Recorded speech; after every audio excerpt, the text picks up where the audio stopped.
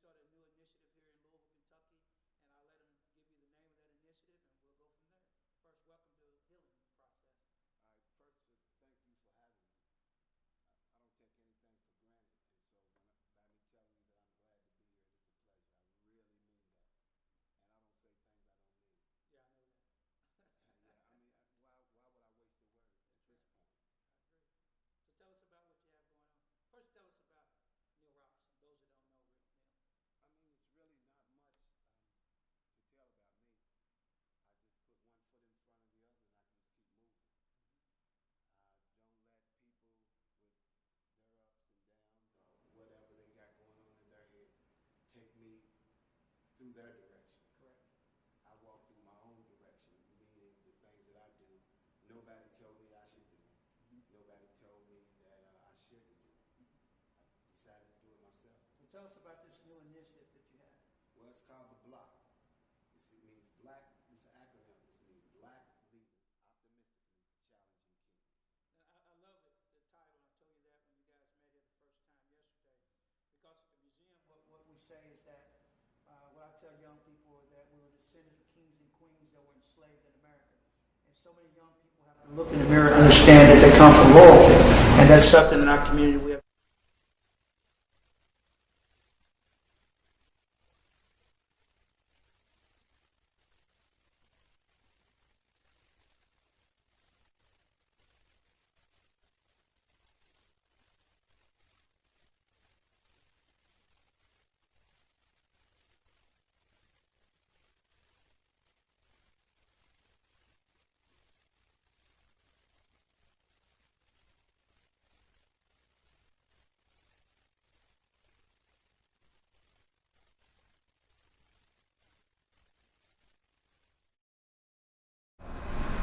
10 years you might be a black man.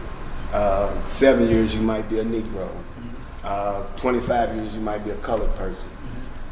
25 more years you might be African American. So maybe it starts there because we don't even understand who we are or what we're called. So what is the purpose? I'm purpose, back to that. Yeah, the purpose is what you just said right there. We're trying to come back home to where we come from. Okay. And it's not only me. I had 2 other brothers that came to me and we talked and discussed, and I said, this is a great idea. I said, I want to be a part of it. So we decided to do this together and even coming up with the name The Block. Because we talked last night about us coming together in groups when we go vote, when we go to the school board, when we're doing anything. 60,000 black men coming in and dealing with all these issues that we got going on in the community. Well, I love the block because it takes us to, just about all of us come out of inner city or somewhere wherever you live. So we understand what the block is, and we understand what the relationships on the block, but we also understand the strength in a block, like a concrete block, how that block is together and how hard it is to break a block. So even from karate, you get a black belt when you learn how to break the block. So there's so many things to what you're saying about the block. And from what I got of your meeting, that you guys were first coming together as men, trusting each other in the process. Is that about right? Absolutely. And then from the process,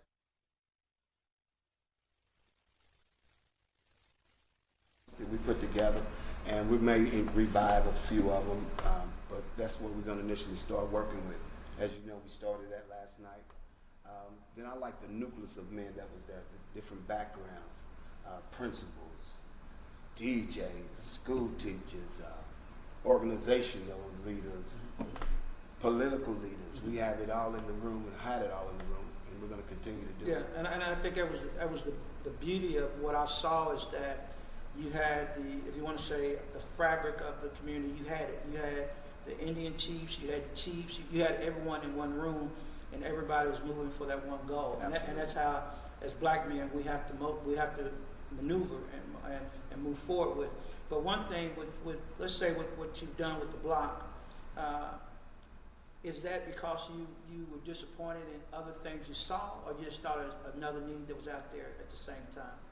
No, I wouldn't go so much on the disappointment, because nothing that's happening I'm really disappointed is I know who created it and how they created it for us to do anything that's going on. Am I making an excuse for what's going on in our neighborhoods. And yes, I guess I am, if you look at it from that perspective. But if you really look at it, even understand about the protesting, how the chief of staff, the president, he sits there, and actually he loves it to go on. Then he send out these little tones to people such as, hey, I can stop it in one day.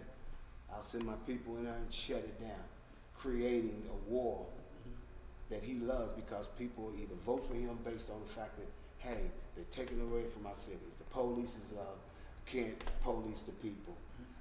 They're thugs. They're doing everything they can, breaking windows. They're looting. So he's looking good from that perspective if you think about it. Even Joe Biden going in, and I'm jumping over there to the presidential piece. Joe Biden, who's probably 90% of the black people are going to, well, I won't say that larger portion, because we do have black Republicans. A larger population of voters are going to vote for Joe Biden. So certain things that he's out there saying, hey, you can really leave it alone. I think it's good or something in that regard to defund the police. You can't talk like that. That's me talking to you. We just talking here on your podcast. I know you don't have a lot of time, I guess, but I just wanted to say that. Well, let's talk about it. You brought it up, defunding the police. That means so many things to so many people. Okay. I see defunding police as a way of taking the militarism out of the police force, because when police were recruited, even from day one, just talk about the establishment of police force. It was put in place to really police black and brown people. Okay. Traditionally, it was never about law. It was about order, and the order they put in place to protect the laws that matter to them. Okay. That's the true story of the origins of the police force. Now, when you talk about defunding it, I think the message is defund the process. If you defund the process, you can create a better process. And what I mean defund the process is that everybody that comes out of military don't have to be a policeman. Everybody that comes out of the Boy Scout don't have to be a policeman. Policemen can be recruited out of social studies. They can be recruited out of the ministry. There's so many other people that go to the police force. But traditionally, they have recruited people that already have military-like mindsets that take into the streets. Because if I'm in the military, I follow orders, right? Okay. And then I'm aggressive in order to complete the order. That's what you have in the police force. You have what you have is the culture of the military mindset, and you have to defund that. When I say defund it, you just have to recruit different. Like when I was in college and we were in the FBI, when I considered FBI, most of the guys on the football team was thinking the FBI. Until my dad says, well, why are you going to put your life in danger for $30,000 a year? But what I was saying with the FBI, they took all kind of people. They took athletes, they took social studies people, they took so many people that was majoring in so many different things that I think that's why you see the FBI has a different mind culture than you do your local police. That's all I'm saying about the funding. Well, one thing's for certain, that the way they treat black people, I'm looking more at the system. How can you break down that system That's what I'm been talking about, created? the system. That's right. From back, what you say, back in the roots days. I'm not saying take away all that funding, but break it down. Why are we giving them our tax dollars to buy equipment to fight against us? I'm not talking. Bombs, right. I agree. The equipment and weapons that are being used Absolutely. are fighting a war, and we're not at a war. And I agree on that. But we do need police force, and everybody. Well, let's say this: when you're in the affluent communities, they have less policemen, and the reason they have less policemen, they have more things and more opportunities for you in those areas. They have a swimming pool. They have a golf course. They have all the amenities in life to keep you moving forward in success. The difference in the inner city is we don't have those things to help keep the success. So for that reason alone, you find people doing things that just part of survival. No matter what community it is, if it's about survival, it's about survival. So why do you think that happens here? And I know I'm asking you a question now. That's fine. And you go in the black community, like you said, there's really nothing. There's no sit-down restaurants here. If people wanted to go buy some clothing, they couldn't really do that. They had to go out to the mall. So why do you think these things happen? Well, the question is, I know why they happen, but your question was defund the police. And Okay. I'm asking if you defund the police, what you say, what does that mean? That's all I'm asking. What does that mean? I already told you. When I was going on, you said you was going that way. I said take away their money to fight against us, meaning that they're taking our tax dollars, going to buy weapons and sticks and bulletproof vests and tear gas. Take away, defund that part more so than anything. The system's going to send them out. They're going to be who they're going to be. You can't change it. Once they go in there, the system bottles them up. You know, maybe 3% of them. I don't care if people get upset with that. Maybe 3 to 5% will probably block in and say, you know what, this ain't right. Because it's happened, things are happening far too much and been far too long. So what does, in all that, we talk about the block, black leaders optimistically challenging kings. Yeah. That means what? What does this actual? Tell me what that means. Well, you see the last word. Okay. It says king, right? Yeah. And we're challenging the kings. Okay. And we all are black leaders, and all of us are kings. And what is the challenge to the kings? The challenge to the king is to be a better father, to be a better community activist, to be a better teacher if you're a teacher, be a better principal if you're a principal of the school, be a better leader of Roots 101 if that's what you run it. Just be the best that you can be. Okay. And we're not there's no judgment zone, about what you do or how you're doing it. Because if you decide this is what you want to do, we loving you. Right. And I always say becoming a better ancestor. And what I say, that's from the museum standpoint.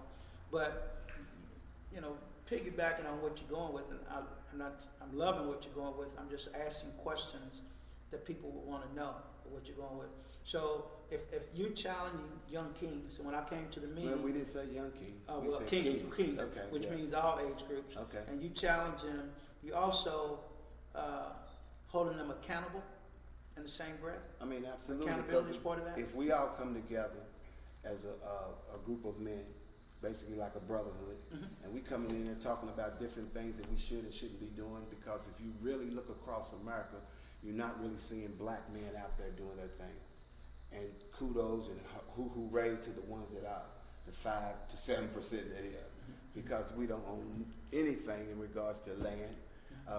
If you look on the statistics of black CEOs of companies, right, we're not looking good anywhere across the board in America.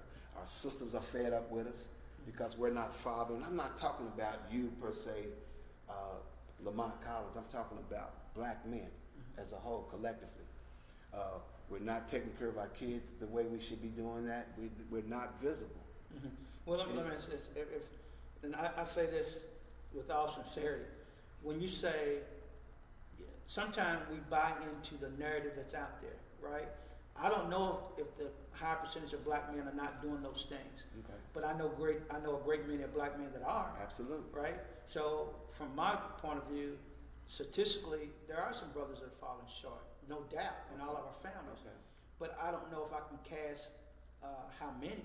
I agree if it's more than 2, it's too many, but I don't know, so in disparaging, and I don't think you're trying to disparage at all, but I think there's some brothers that are being accountable.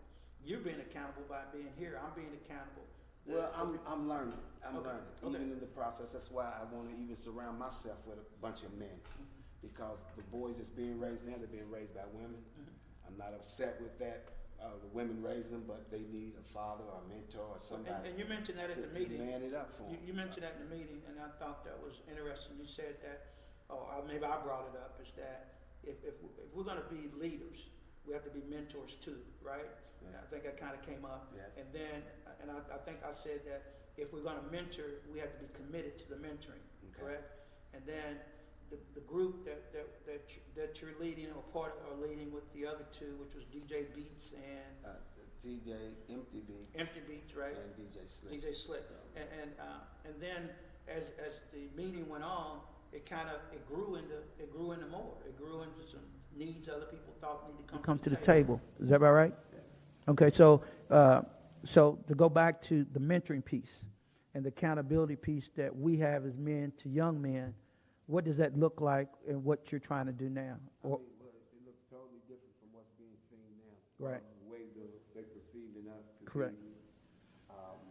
And like you said, I mean, I'm not condemning all black men. I'm just saying these are some of the things Right. that they say that we're not doing. Even our sisters are saying it. right. And Screaming out loud. right. And my responsibility as especially with Roots 101 and the narratives that I'm putting out is that I always had to put the narrative of what is factual and not what is perceived. And that's why I kind of went back and said, okay, to a fact, not, we got brothers doing their thing. Hey, So, you said in that seat, well, I'm over here. well, I mean, that's all. But let's go into the mentoring piece that we kind of talked about. It amazes me, and you might speak to this, is that we talk about mentoring, but then we turn our little boys over to other groups to mentor, whether it's big brothers, big sisters, or whatever. And that's all. And believe me, I was vice president of Big Brother, just using that as an example.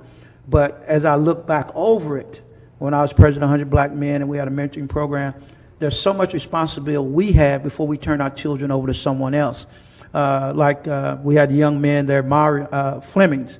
They had, I think, Sow a Seed or whatever mentoring program he had. And I'm sorry if I got it wrong. Outstanding young brother, outstanding program. And I like to see more young black men take the role of mentorship without forming it off to someone else.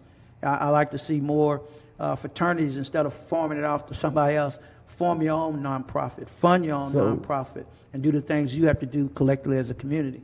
What do you think about that? I mean, if you could take care of your business, you wouldn't have to send them anywhere. Big Brothers, Big Sister, the YMCA, Boys and Girls Club, Right. if you take care of your business. But the problem is the fact that most men are not in their home or around their kid, and I'm not condemning men. Right. Some men, not yeah, most. but some people take it like, oh, let's man, just say I'm some there. men. Let's say some men, not Okay, most men. Okay, well, I didn't say most, I said men. Okay. We're not. Okay. I'm including myself also. We're not taking care of our business. Mm-hmm. And, like I said, the sisters are screaming. America's been screaming that the black man is nothing. Mm-hmm. 3/5 of a man, as you know, Mm-hmm. right?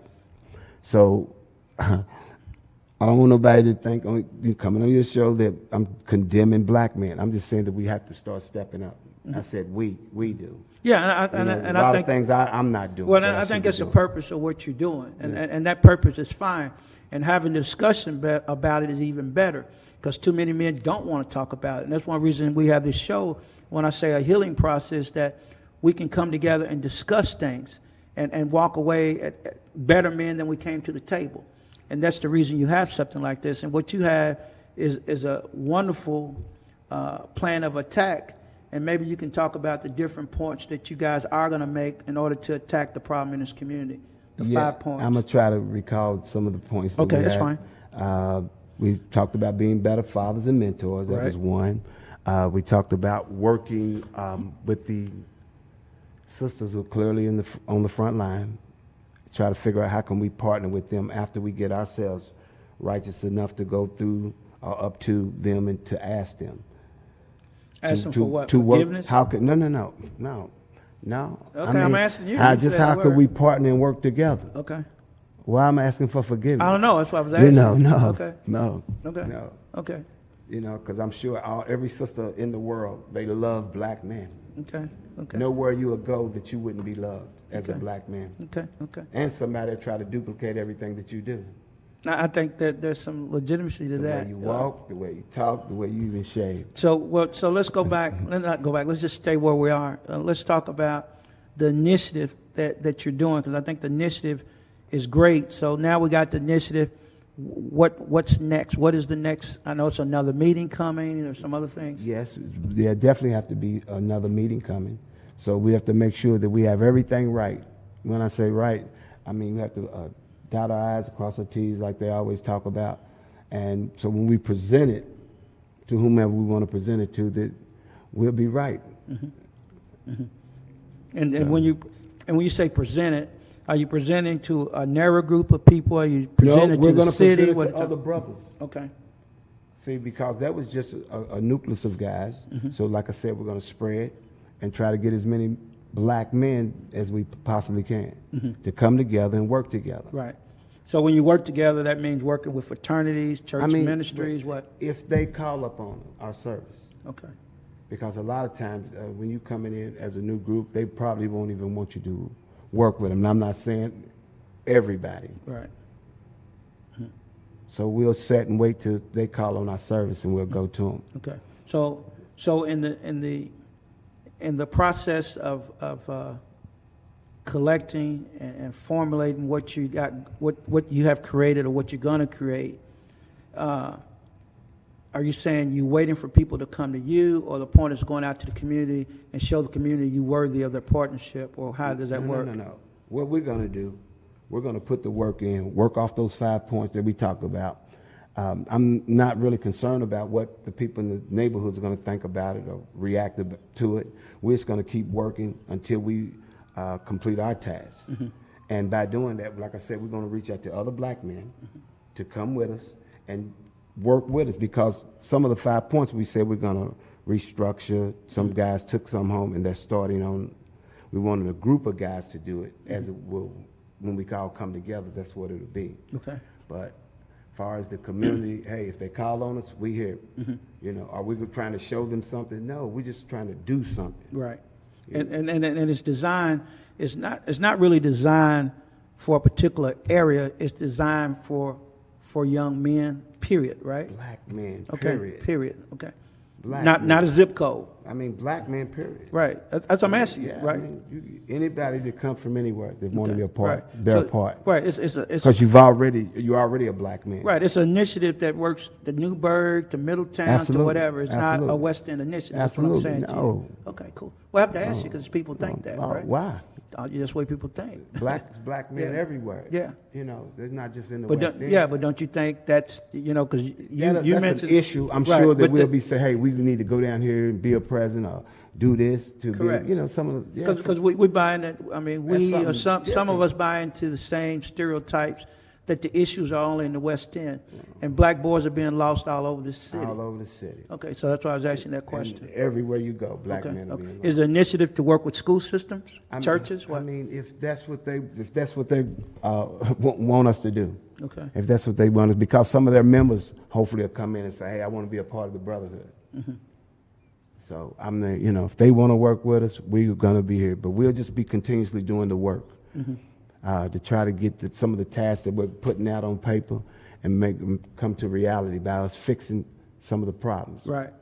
Now, historically, going back to history, that there's always been new groups. Come on. Because there's always been new groups, because there's always new opinions and new followers, right? Come on. So my question is, what was the need for the new group now? Because nobody was doing it, or nobody was doing it effectively? Why? I mean, I can't say nobody's doing it. Right. Or nobody's being effective, that's not my call. So why something new? We because just you saw decided something that I'm watching the sisters. Right. Every time I turn the TV, the sisters doing something. Every time I go in the hood, guess who I see having the babies clutched to their arms at the door, got the nightgown on with the cooking thing on, doing everything. Mm-hmm.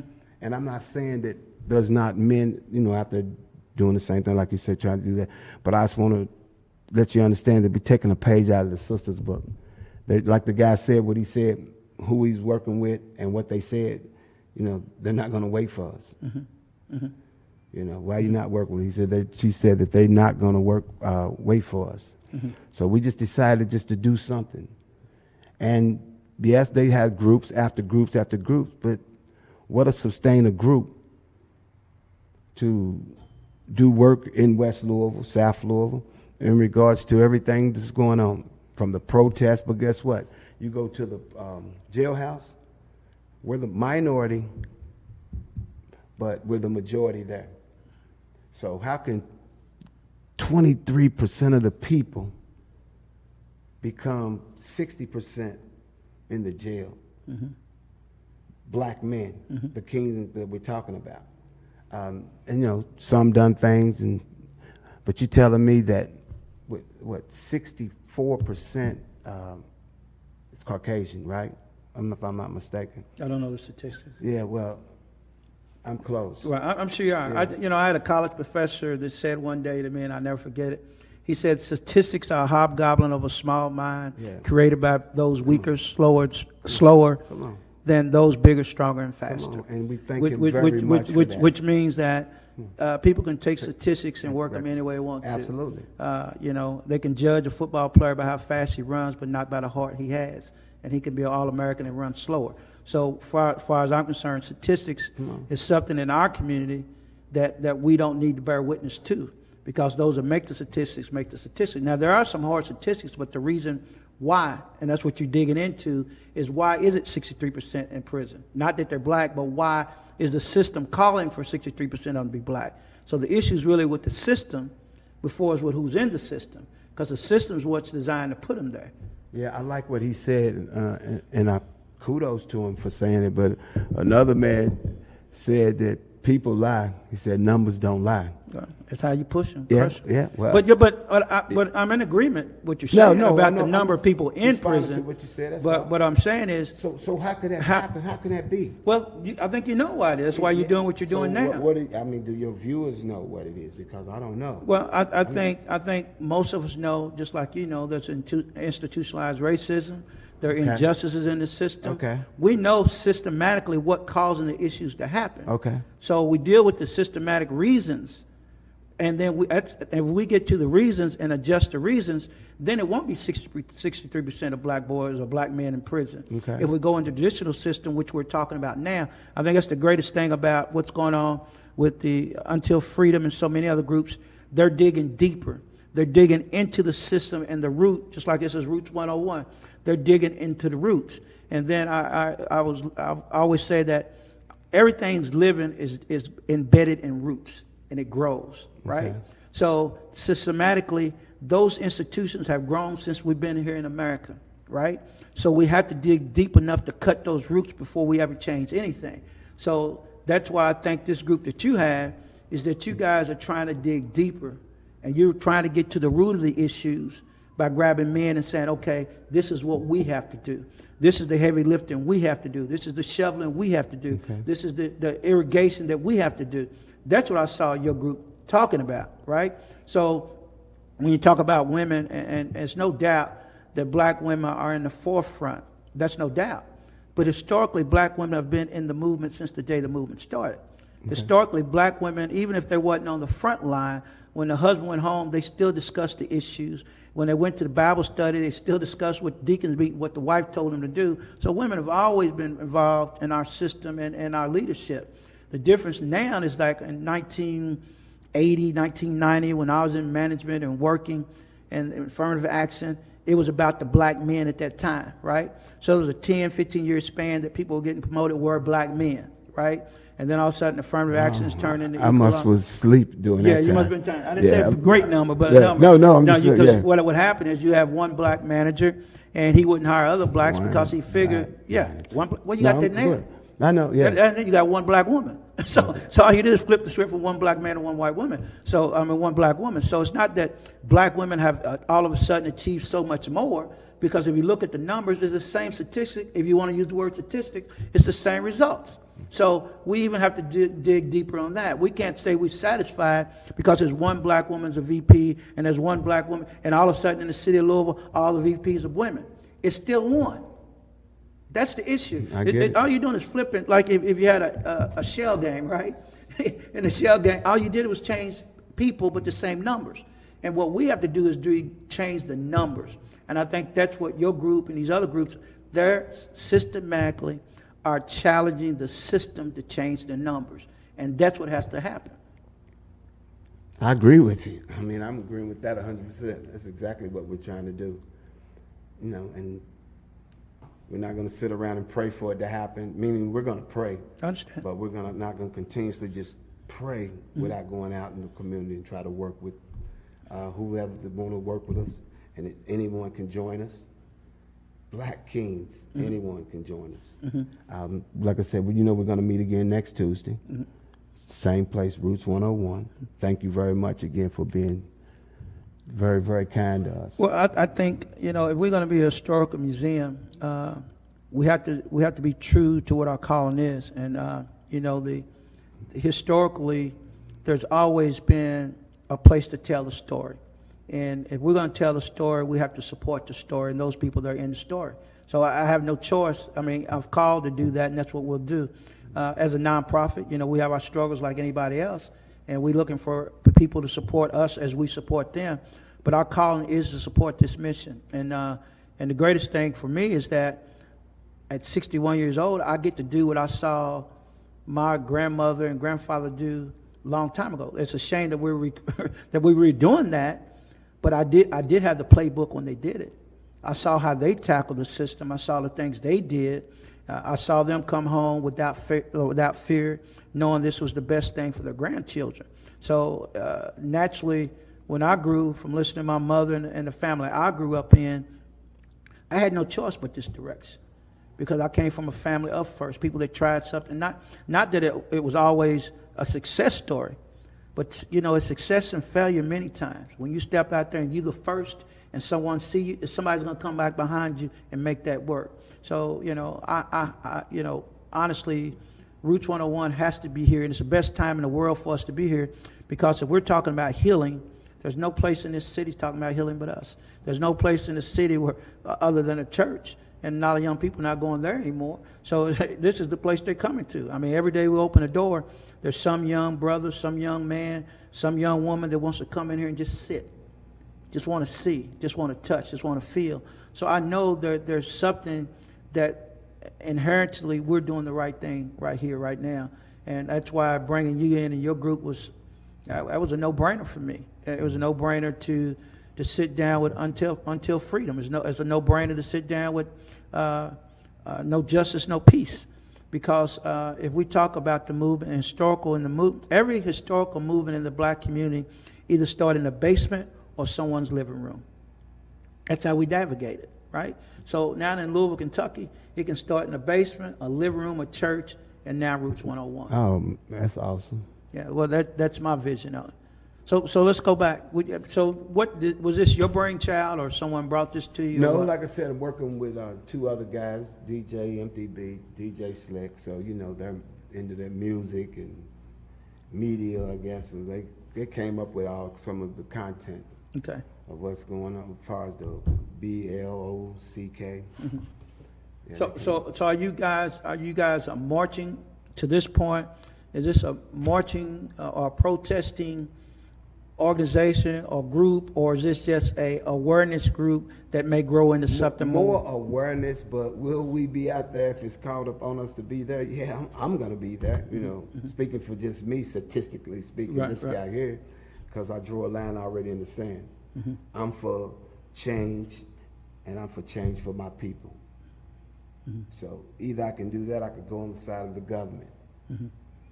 Am I mad at the government? No, I'm just upset with them that they won't take their foot off my neck, if that makes sense to you. Right. You've seen that. You went to Washington, right? Absolutely. You and your wife. So what was your experience at Washington at the march? What did you feel on that one? I mean, I could feel the energy from the other people. Just to say that I was there and I marched, like people talk about 68 when they marched. You could always go around one of the elders and he'll tell you about how we marched in 68.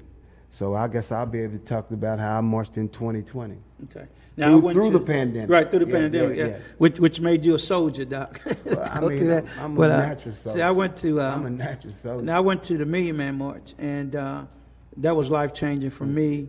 I was, the Million what? The Million Man March. Men March. Okay. Yeah, and it was every bit of, and it was an awesome experience that, it changed everything about me when I left there. I remember in the subway or whatever they call it in D.C. where they pull up, and there was an old African proverb that says, 100 black men walk, the earth trembles. Okay.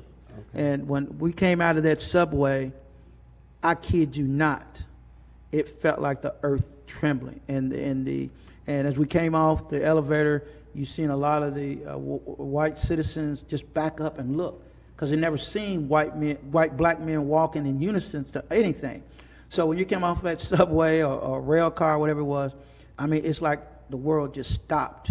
I can't explain it. It's like it stopped, and we were only one moving was us, and it was profound. And then when you got down to the march, down to the speech itself, And a good friend of mine, Michael Collier, at the time, the comedian, Nice. and he tells a story about we were so far back, there was a brother that was in a wheelchair, and they literally picked him up and passed him over the crowd. I guess a good half a mile to the front of whoever was speaking at the front, and nobody cussed, nobody fought. It was the most immaculate thing I've been to, and it wasn't about who Farrakhan was speaking. It wasn't about any of that. It was just about unity, and I came back with just a whole different spiritual feeling on what I needed to accomplish as a black man. And I don't know if it was the same feeling there for that, but I know you could never reduplicate what I saw at the Million Man March, and you could never duplicate when my family went up to the inauguration, the first inauguration with President Obama. And what I learned in that one is that I went up with Obama saying, hey, this is our black president, this is our black president. And my daughter, my wife, mother, sister, and niece, we're all by the reflection pool. And I kid you not, Neil, there was a guy from Sweden, a white guy from Canada, a white guy from, I don't know where else he's from, Germany. They were crying like newborn babies, right? And they turned over to my daughter, I guess Mariah might have been 10, 11, and they cried, that's our president. And crying. And, they're not even from America, but they just felt that they felt America had reached its highest point by electing President Obama. But that was probably my only other experience where I felt like there was something supernatural about that day. But what I learned about the Obama thing is that I'm looking at as my president, and all these people from different countries were just astonished and amazed at what they saw than I was. And that was like, wow, it just blew my mind that day. So what is the plan, and how many men do you think you come up with? Well, back to what you're saying. Okay. Yeah, everywhere you go, when people see black men, they feel like the Sweden man feels, or the guy from Argentina feels. I heard you say that before. This black man as president, we seeing that, right? But he see this king up on his throne. And guess what? The world was better. There wasn't protesting and breaking. Well, there were, but not as much to this extent. So he did a great job. So okay, let's talk as black men, which we've been talking. What is your feelings about the America we live in now? And I think you kind of tapped on it, but go ahead and drill down on it. What do you feel as a man and as a father, as a husband? What do you feel when you look at TV at night or go to bed? I mean, do you feel like you're in a defensive mode or educational mode, or I know things changed since this guy's been president for 4 years. Yes, one thing for sure. When I'm looking at those CNN, those other stations, NBC, and I'm seeing the protests going around across the country. Actually, I'm not upset with the people protesting, because at some point America's going to either have to change, or it's going to have to be rebuilt. And that's not me talking. That's what the people are demonstrating. So I'm looking on it. I don't like the fact of some of the measures the police go through during a peaceful protest, how they agitate and push the people around like nobody's going to push back. So the more things happen, and then hold up, we just like, oh God, we just basically kind of got through something. Then what? What's the guy's name that got shot 7 times in the back? Oh, you're talking about. Yeah, okay, I can't think of his name, Lord. And then somebody else just got shot by the police in Oakland or Cleveland, and I mean, they're not going to stop. I mean, if I'm like Patrick Henry, give me freedom or give me death. That's what we're saying that every time you look on TV. Well, let me ask you this then, and I think everything's been relevant.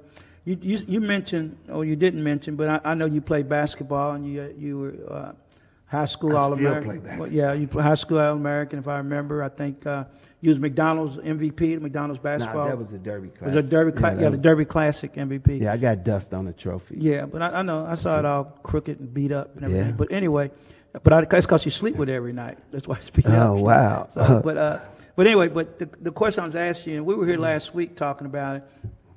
Everybody talked about seeing the athletes crying after watching the young man getting shot in the back. How many athletes were crying, talking about going home and telling their children. And I didn't think about it now, and I was talking about it yesterday, that I think a lot of those brothers were crying because reality set in on them too. So for so many years they thought they were above dealing with things that average black men may deal with because they had more money. They were superstars. And the pain hurt that they couldn't control. They couldn't help their children. And I think when they watched the young man get shot 7 times in the back with kids in the back seat, they realized the vulnerability in their life, and that's what the pain was. It's like all of a sudden they woke up and said, "Hey, there's something really wrong with them there. Yeah, I mean, but for years, I think they were so removed from the daily grind that it became reality when they realized it could be their children, or it could be them. It could be them. Okay. And I think that's the pain that the black men were expressing and crying about, that they realized it could be them no matter how much money they made or what kind of car they was driving.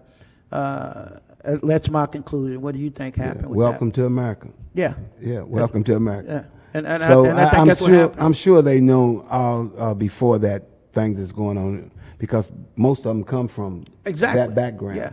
But I think those sometimes, neighborhoods, right? should I we think, say. but when you come from, and you don't have to go back once in a while, it's a different. After you've been gone for 10 or 12 years, the reality sets that, hey, this is still happening. Yeah, you come back, it's still happening. Yeah, it's still happening, and I think the power was taken away in a sense, and that's why the pain hurts so bad for them. I haven't talked to any of them personally to know if that's a fact, but I'm just saying that I felt like there was no way they could control it, no matter how much money they had, how much popularity they had. They realized in America it could still happen to them. Absolutely. So that's what I think. And then part of your group is, will you guys, in the mentoring piece, will it be young people and older people, the combination of both? I mean, it'll be one people. Okay. We're going to be standing on one common goal. Okay. Not just one, but Right. meaning one Understand. common goal in terms of how we're going to operate. Young, old, we got to stop separating as black people. There's not that many of us here anyway. Right. And we losing them every day. Right. So Well, what I meant by people, I meant that, are you going to try to tackle it in age groups, or are you going to just tackle it as a whole? one people. One piece, okay. This is not how it's gonna be. We're gonna decide on that as a group. Okay. I want to make sure I get that out there for people to understand. But we're not just gonna focus on young. Okay. Not just we're focusing on one man, the king. This is what we need to be doing. This is how we should attack it in terms of us getting there. So I don't see us breaking it down like the groups, because the younger man is a reflection of the older man anyway. So once he see how he's operating, and the longer we're around him, you become what you see. So we'll shape him and mold him just like we are. And will it be I think I asked you that night, will it be a nonprofit, LLC, combination of both? How are you guys proceed? We basically talked about that last night, and we never thought about that until last night. And, we may do both. But it's going to be, our main thing that we're going to do is be out in the community. When I say the community, I'm not saying working with the church or working with this people. We're just going to be out in the community doing what needs to be done, even if it's coming from our homes, from our jobs, from the church, wherever we're at. And, I mean, I'm like you say, this could be other groups out there doing the same thing. Do you? We're just asking for kings to come with us. We come together. We decide on what we really need to do. We can revive any 5 of those points.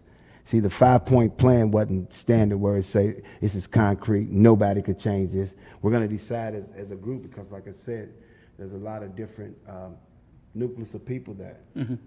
Now, do you feel like this is something that has to be done locally, or because I think you mentioned people from other places coming in trying to? I mean, is this an initiative to pick up when people leave, or this initiative to work with what's here? Well, we have to start locally while we're here, because I don't think nobody would come from Kansas right now just to come sign up for a group.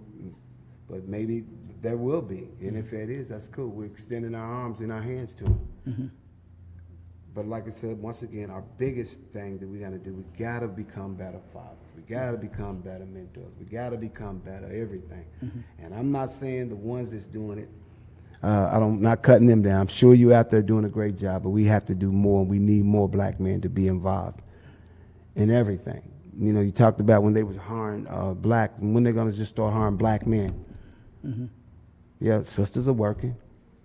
And I'm not trying to cut that short. Right, because it's not a black woman, black man thing. No, I'm trying to cut the 80% of once again, statistics, 80% is being ran by white men and white women.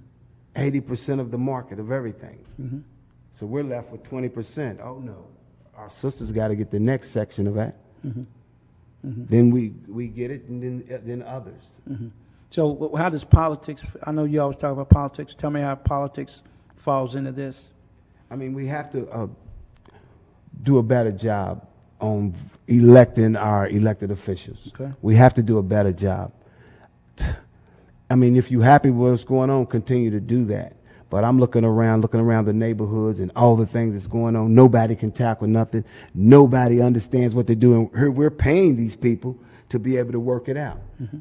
See, the show starts on a Thursday, but they forgot about the Friday and Saturday that comes after that, and the Sunday, you know, because they say the homicides and things of that nature goes up during the weekends. They always say people are more on level 10, but it's my job to do as a citizen. Yeah, I get that, but it's their job to work it out and come to us and say, okay, community, here's what we need to be doing. And if we're not electing that type of people, I don't care what church you go to. I don't care how you know singing the choir and all. I don't care about that. How much will you do for me is what I want to know. So part of this initiative is political. Everything's political. Okay. Yeah, we're going to be involved with that. Okay, good. But what I was talking to you guys about, I said we got to start coming in blocks. Instead of just coming as one, here go my vote. Where then you put your sign, I voted. No, one band, we voted. We voted 40,000, 16,000, how many ever. We voting together. Okay, we know we all with Biden. He's the guy. Okay, here we go. We all going in there together. And here's when we're going to see Mr. Biden. Here's what we need you to do. See, that's not working locally for us, and you know it damn sure ain't working on the state level. And then when you go talk about federal, even everything that's going on, the people are struggling and things, but the big businessmen getting all these dollars, we getting 1,200. They getting millions. People not even up at that, hundreds of thousands. Right. So these are some of the initiatives that we're gonna be in front of them. Yeah, we're gonna let you know. No, that's it. So it's a holistic approach. It's a whole new day. That's gonna touch everything. It's a whole new day. You know. Okay. And we're not saying ride or die. We're not saying that. All we're asking you to do is just watch what we're doing. If you feel like you want to be a part of it, come on. Okay. Come on. We're not going to shut the door on any black man. Okay. And we're going to work with you. All right. Well, I'll tell you what, before we get out of here, it's I always ask people this question, or anyone who sits at the seat, is, you know, I always talk about becoming a better ancestor, which I said earlier. If I say becoming a better ancestor, and I think you really answered this several times, what does that mean to Neal Robertson, and what does that mean to the block, becoming a better ancestor? What is the challenge to the block when I say, can you become better ancestors? Well, when you talk about an ancestor, that's one of the days when we were kings and queens. And that's what we're challenging our black brothers who are kings to come with us, and let's rise up our city. When I start, we'll start with our city. And by rising up our city, like I said, the younger black guys who are out doing whatever, whenever, because we weren't a good mirror for them. So now they're seeing something different.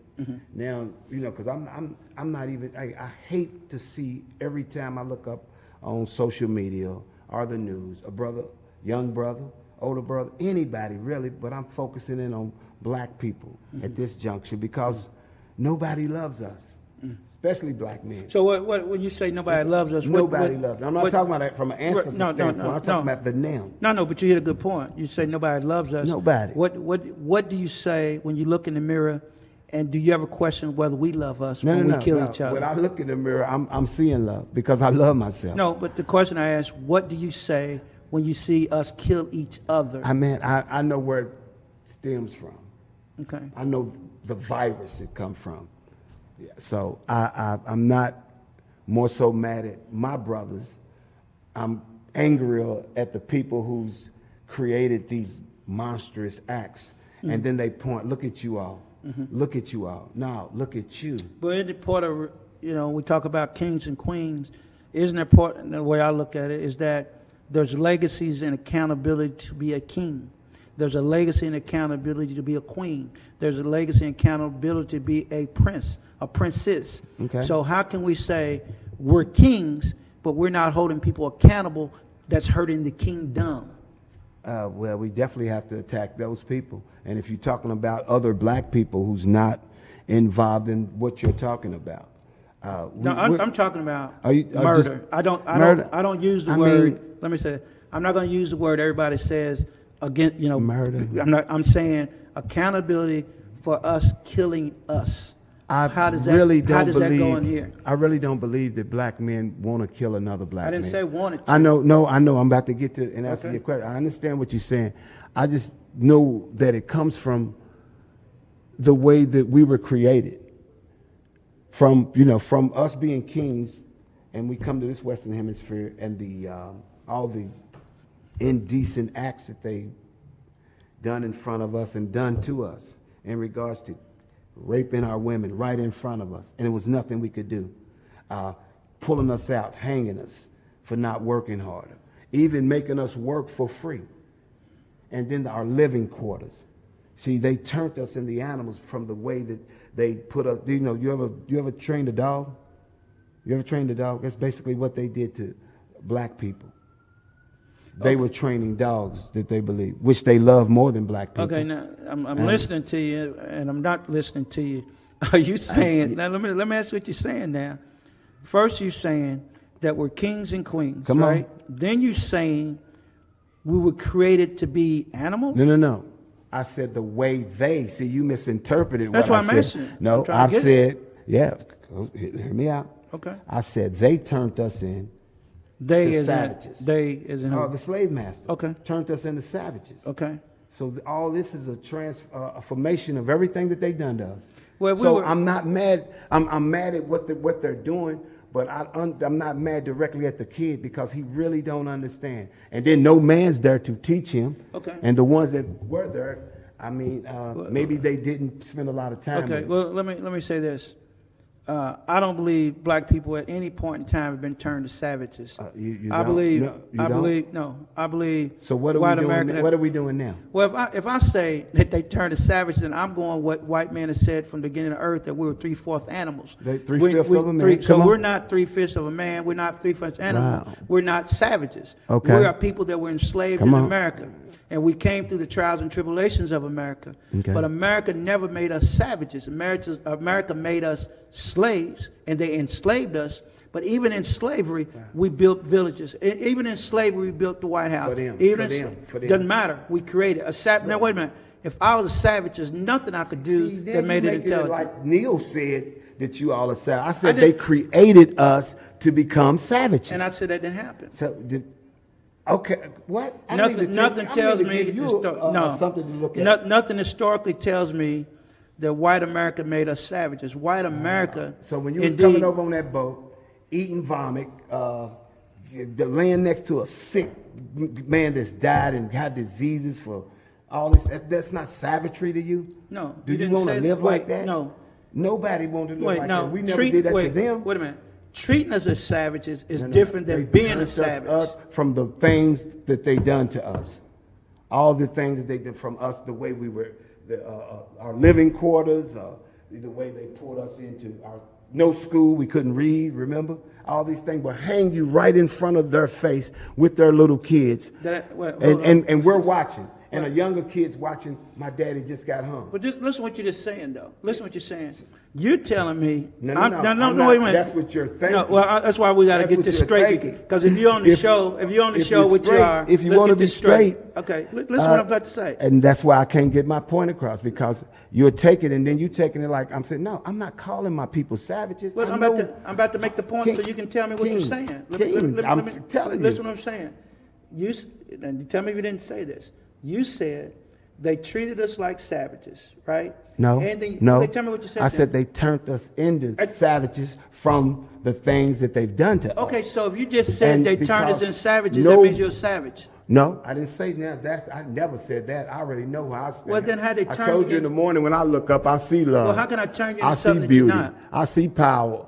Answer I that see question. that. How can I turn you into something From that the you're not? conditions of the way that they treated us, the conditions that they put us in regards to the way we live, the food that we ate, how we had to work for free. Okay. For free till from sun up to sundown, and you telling me that's not savagery? That is savagery. No. Because if we did that to them, which we wouldn't, because we such good, kind-hearted people, we really are.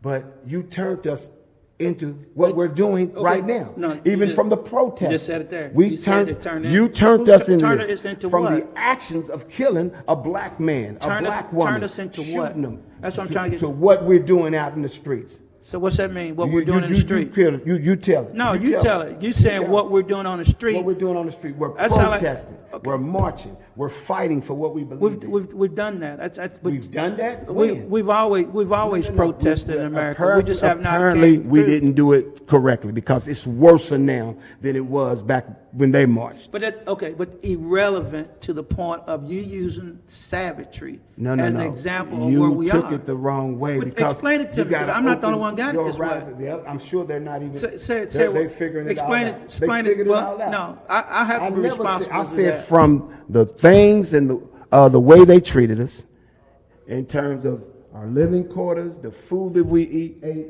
us working for free, us watching our sons and daughters being hung by a tree just because you disobeyed somebody called Massa.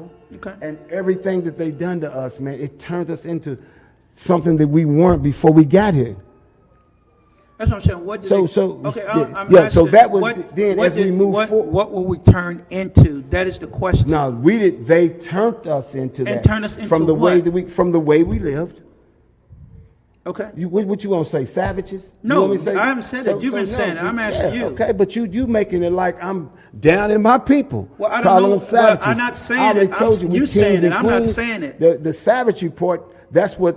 If I can put you in a condition to turn you into a madman. Okay, but From the that's things not- and the that's not- actions of the that's- thing okay, that I got do. you. I got that, but what I'm You- trying to you're get not to because is- if you would explain that, it's self-explanatory.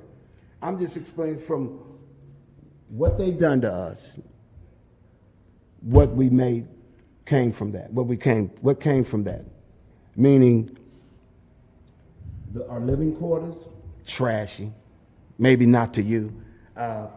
The way, like I said, they would come in our house if they like our sister or our wife and take her and rape her right in front of your face. That wouldn't turn you into something like, okay, I'm through with trying to remain calm at this point, watching all these things happen to my people or to my wife or to my daughter, watching my son being beaten because he didn't work the whole 8 hours. So now let's translate that to that now.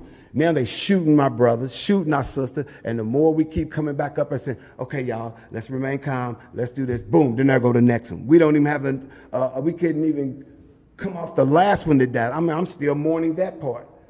And then here go another one. Then there's going to be another one because we as a people then figured out that we got this thing all right. And actually we don't. We're killing our own people. We are from our actions now. Because we're not really locked into fighting for our brother or with our brother. I mean, from what I'm seeing, and I'm not talking about the everybody, because I know the good people who's out there doing all the great things and figured everything out. You know, they're doing their thing. But one thing they're not doing is come to us and show us what you're doing. so we can all come together and work together. And you know what? Like I told the guy, I don't even Facebook argue with people no more. I don't even argue because that's not my fight. I have a big fight. I have a big fight that I'm fighting. And everything else that's going on around me, you know, y'all gonna have to figure that out. No, I think you're doing a great, noble fight. My question was from a historical standpoint, when you say they, I just wanted to clarify, what did you mean they turned us into what? Because as someone that's someone that's telling the story of our history, there's no way I can sit back and accept the history that you're telling, because it's not a fallacy. It is true a way we were treated by America, but it's a fallacy to say that we are savage. Too, right? That's Accepting right. that, right? I didn't. Maybe somebody was like me there. I didn't. I wouldn't have dignity and pride while you disrespecting me every day. At some point, I'm a man up and stand up and fight you back. Right. Now, you can sit there and systematically trying to figure out, I'm going to sit here and let this happen. I ain't talking about you, just people in general. But historically, no, you got to, at some point, fight. But you're going to keep letting me come in robbing you day after day after day after day after day. You're not going to do that. There's no doubt. Yeah, okay. So guess what you're going to turn it to? No. If I come through that door wrong. I'm not turning it to savage. Oh, okay. Back to that guess word what? again. Go there. I'm just talking about if the robber come in for you. Other people say that I'll be No. The question of defending your family is different than being a savage. Bingo. You already just said the what? Repeat. The difference of defending your family Checkmate. is not becoming a savage. Checkmate. Savage. Guess what? How's that? Every black person I see is my family. Checkmate. Checkmate. Well, checkmate So what? that's what That's what I'm gonna do. I'm gonna defend my family. Okay. You walk in there, I'm gonna get on every level I can. How does that make you a savage defending your family? You use the word savage, and I'm trying to trace that back. They turned us into savages by the way they treated us. Well, historically, you it should know, doesn't. Coming on that boat in here and under those conditions, you're gonna have dignity. Oh, I have dignity and respect. You know, I don't know how many days they come over that river. People were jumping off, like, forget this, I can't take this. That's right. They jumping off. Before I be that, I'm jumping off. Let me ask you this question then, and because we'll keep beating this up all night, No. but it's all good. I think I think it's great, but there's no way. I'm gonna go back again. I have a president that I would expect to say we were savages. No. I didn't call. See, you misinterpreted what I said. Have, Once again, you said I never called you a savage. You said turn into savages. What does that mean? I said they turned us into savages. Which means what? Which means to me, they turned you into a savage from the way that they was treating you. You know, you had the people like you guys that had pride and dignity beyond everything that was happening around you.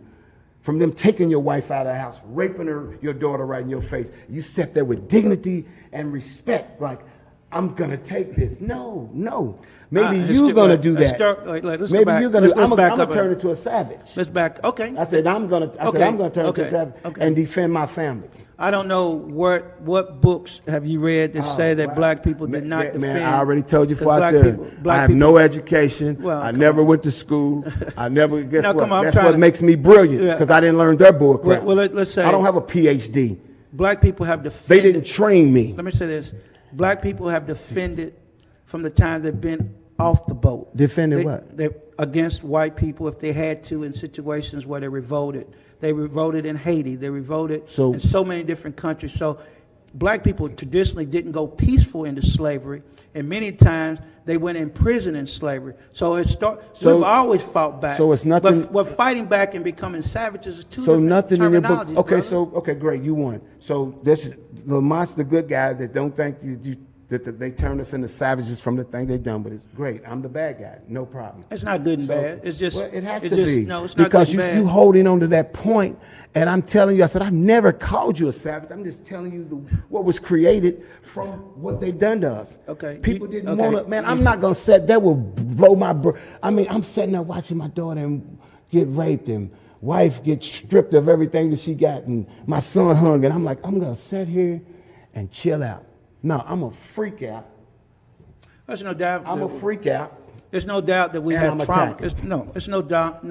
Hey man, we can throw all those words in to make it sound good all I'm for saying, us. if 45 said savages. I would say the same thing to 45. Man, Take guess it what? out of your vocabulary. Guess what? We're not savages. I'm not going to vote for him. I'm not a fan of his. But one thing I respect, he's letting me know where he stand with me. Right. Yeah. Yeah. I don't like the ones that act like they're so nice and be right in, not in my back, at the bottom of my foot, destroying me, or Right. trying to destroy me. And white supremacy from that angle is the worst kind. Because we don't know what we're up against. We'll let them in our house. We'll let them in every meeting that we have. And then when things don't work out, we'll say, dang, I wonder why that didn't work. Every time. And look what we do. We had 2020, and we fighting for rights, human rights, and fighting for them to quit kill. 2020. And then they talking about like we're the problem still. We're the problem. So you're, they need to be better educated. well, They not, need to be not better. putting words in your mouth. So let's talk about, are you saying there can't be white allies in our struggle? I didn't say that. That's what I'm asking. You just put another word in my mouth. What are you saying? White allies, yeah, you're welcome.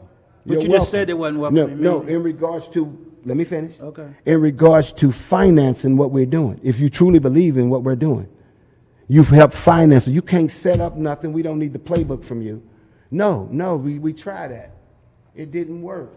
Everybody, it'd be always some black guy bringing in his buddy, white guy, and then look up and the white guy's the president of all black organization. Okay. We have organizations here that has more white people than black because they give, I guess.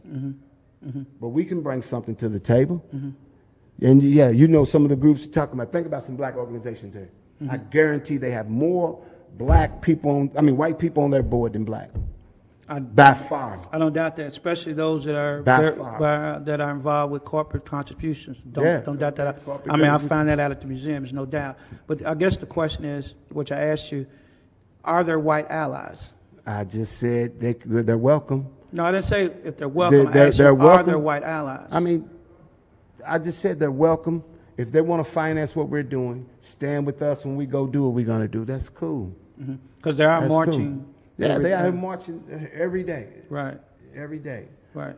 But can they come there to me and set up the program or set up what we need to do? I don't think so with me, because we try that time after time, and it's not working. We try to be their friend. It's not working. They still don't like you. You're a great guy, dignity, respect, and they still don't like you. And I guess I'm a savage, and guess what? They treat us the same. Savage. Nah, dignity and respect. No, you said savage again. I said I'm a savage. Okay. So yeah, they're gonna treat us with the dignity and respect, I guess. Okay. I mean, So, it's been, they're gonna treat us the same, Lamont.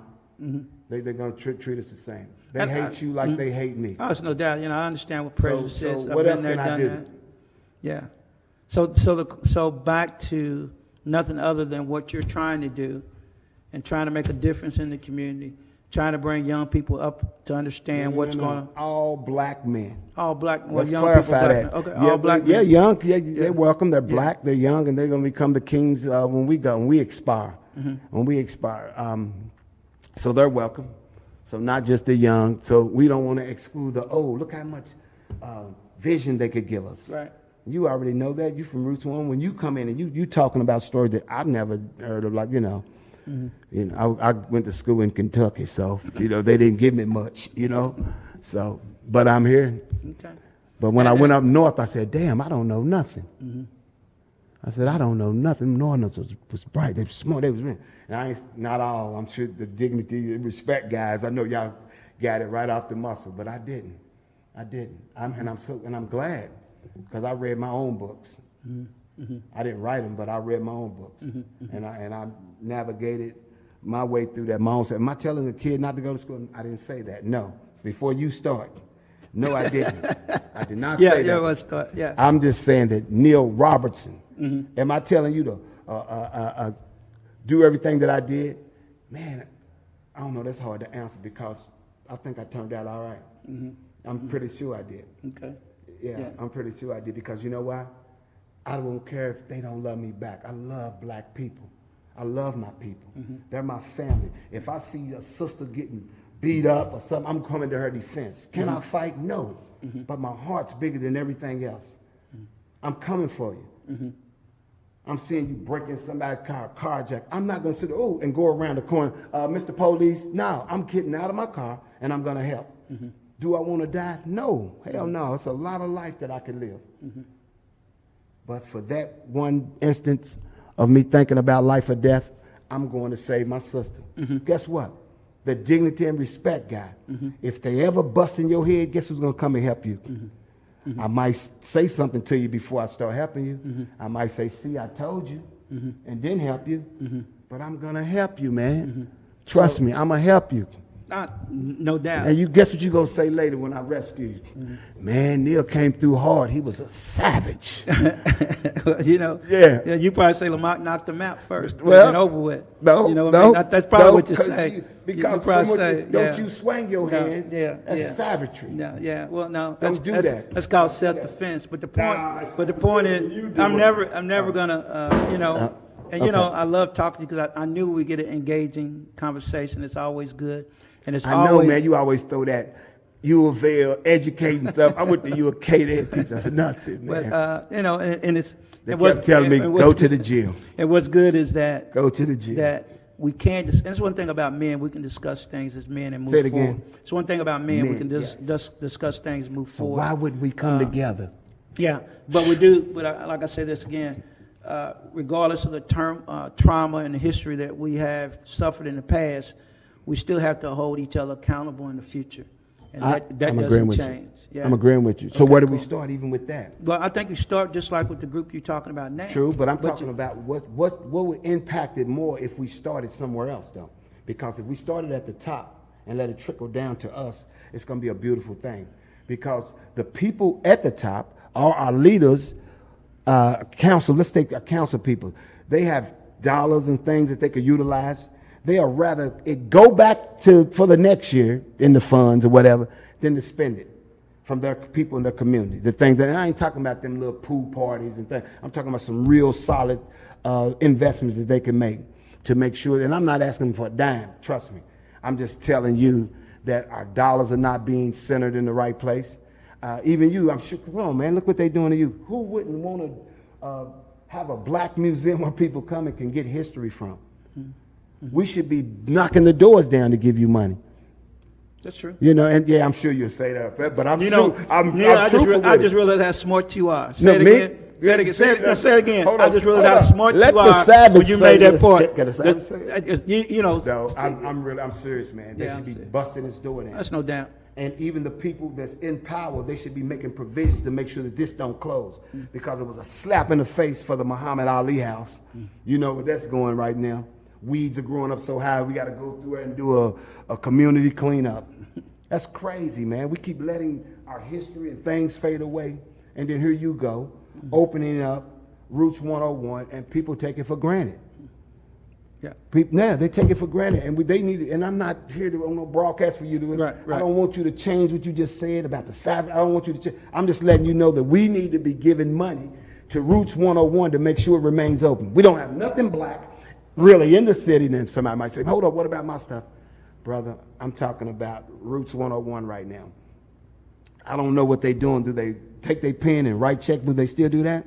Can they take their what's that credit card and put it in that machine from their house and get the money to you? I know what they could do. They could cash app you. Right. We have to do something. Them brothers can come up here, because I remember, let's go back to the days. You know, them hustling dudes, they used to come up over that money and be like, here, man. And I don't care if people are saying, white people are saying, even black people, the dignity and respectful people saying, hey, that's not right. We can't track it, man. We need to put money into things that we believe in, things that's going to take us and move us forward. Because if not, we're going to be doomed. That's right. And traditionally, you know, historically, money to support things didn't come from the banks, because the banks didn't give loans. No. It was the brother hustling the street. It was the brother who understood your dream. And that hasn't changed today in Louisville, Kentucky. Doing it? Okay, it's great. Still there. Okay. Yeah. I didn't know they was out here doing it. There's young brothers that are still stepping up, doing the things they have to. Can we get some names? No, I haven't found them yet. Yeah, I haven't found them yet, but I know they're there. Yeah, they're out there. I know they're out there. I've been looking for them for 57 years. But where they at? But anyway, it's been great. I mean, like I said, every time I talk to you, it's great. We'll talk again, and we'll wrap up. And I'll ask you about becoming a better ancestor, what that means. But what would you like to say to the men, the black men that are watching tonight? What you challenge them to do to come back to your next meeting? go ahead and Well, do that. first let them turn off the game for 1 minute. What I'm about to say. Turn off the what? Can you turn off the game? The game. Oh, the game's The done? basketball game. Look Okay. at you. Yeah.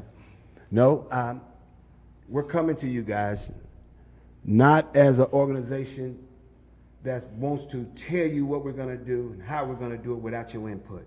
We're coming together, forming a brotherhood to try to figure this thing out together. We don't have a lot of time. We don't have a lot of time.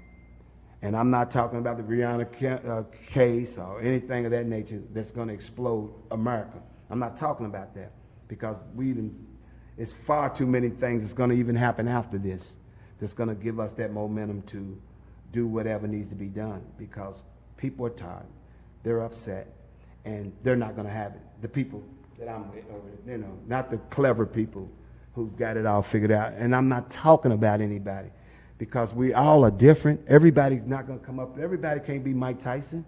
Like you just said, I can't knock nobody out. I don't have those skills. But I'm going to talk you down. We're not even going to swing no hands. I'm going to talk you down. But you're going to knock them out. But we just want to work together with our kings. I mean, our sisters are tired, and I keep reflecting on that because everywhere I go, I'll be around somebody, and they be like, oh, this happening, that happened. Like, well, again. But it's the same old song. Different names, different faces, but it's the same song that's being played, man. Okay. We need to step up. Okay. You know, when them sisters go in that house, guess what? Even me and my wife probably looking and saying, yeah, whatever, you don't even do that, you know. But just be present. You know, make sure, you know, some of the house, you know, if you don't clean up, guys and the girls, hey, it's nothing, kind of straighten up a little bit for them, right? You know? So you're looking like, no, that's not what we want.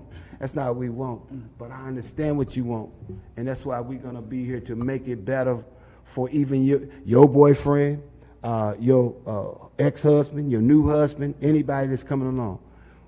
We're going to try our best to get this right. We don't have a lot of time, nor do we, hey, if you with it, come. If you not, stay with it. Keep doing what you're doing. Okay, cool. Keep turning on TV and seeing people die.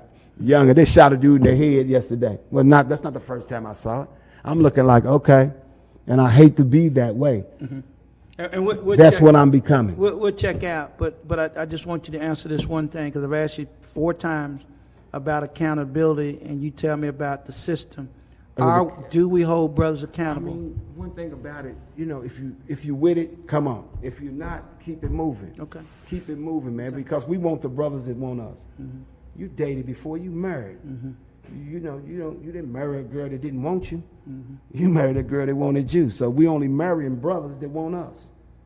If you want to be a part of it, you want to bring your input, all your educational knowledge from your background and things that you've been watching on TV in terms of black people being disrespected, and everywhere you go, on your job. You talk about your work history. I know they wasn't just loving Lamont like it, but maybe so. No. Maybe you was the exception. No, I mean everywhere you go. People know my story. In stores. And I've always stepped up against racism and prejudice, and sued a major corporation in the process. So I know my story. How much money you get? That's you don't talk about that. Okay, wait, anyway, okay. When you settle, you don't talk about that. I'm just telling you that's what I did. But anyway, this is Roots 101, the healing process with Neal Robertson and the Block. Thank you for joining. Thanks for having us. Be blessed. See you next week on the healing process. God bless you.